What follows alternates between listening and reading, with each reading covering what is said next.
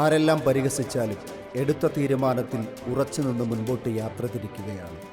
യാത്രയുടെ ഉദ്ദേശം ഒന്നു മാത്രം: ഭൂമിയുടെ അധോഭാഗങ്ങളിൽ ഊറിയൊലിക്കുന്ന ജലകണികകളെ തേടിയുള്ള യാത്രയാണ്. പരിഹാസമുണ്ടാകാം, അപമാനിക്കപ്പെട്ടേക്കാം, ഒറ്റപ്പെടലിൻ്റെ ഹുങ്കാര ശബ്ദം കാതുകളിൽ കേൾക്കാം. ചേർന്ന് നിന്ന് നിന്നോടൊപ്പം ഞാനുമുണ്ടെന്ന് പറയേണ്ടവർ അകന്നു മാറിയപ്പോൾ ഭൂമിയുടെ അധോഭാഗങ്ങളിൽ നിന്നുള്ള ഗുപ്തനദികളെ മറച്ചുവെച്ച് കാതിൽ മന്ത്രിച്ചൊരു ശബ്ദമുണ്ട്. സാക്ഷാൽ സൃഷ്ടിതാവിൻ്റെ ശബ്ദം. കാരിരുമ്പിൽ കടഞ്ഞെടുത്ത കടുത്ത തീരുമാനവുമായി മുൻപോട്ട് യാത്ര ചെയ്യുമ്പോൾ തുറന്നു കിടക്കുന്നൊരു ഉറവക്കിണർ നിന്റെ മുൻപിലുണ്ടല്ലോ. ഇനിയും എന്തിനു ഉറവ തുറക്കണം?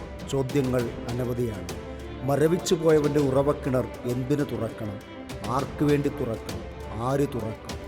സാധ്യതകളെല്ലാം നഷ്ടപ്പെട്ടു എന്ന് കരുതുന്ന സ്ഥലത്തു നിന്ന് നിന്നെ കൈവിടപ്പെട്ടവരുടെ മുൻപിൽ, ഒറ്റപ്പെടുത്തിയവരുടെ മുൻപിൽ, ആര് നിനക്ക് വേണ്ടി ഉറവ തുറക്കുമെന്ന് ചോദിച്ചവരുടെ മുൻപിൽ, നിനക്ക് ദാഹിക്കാതെയും കോരുവാൻ യാത്ര ചെയ്യാതെയും നിന്റെ അരികിൽ ജീവനുള്ള നീരുറവ തുറക്കാൻ ശക്തനായ ഒരുവനുണ്ട്. God bless you.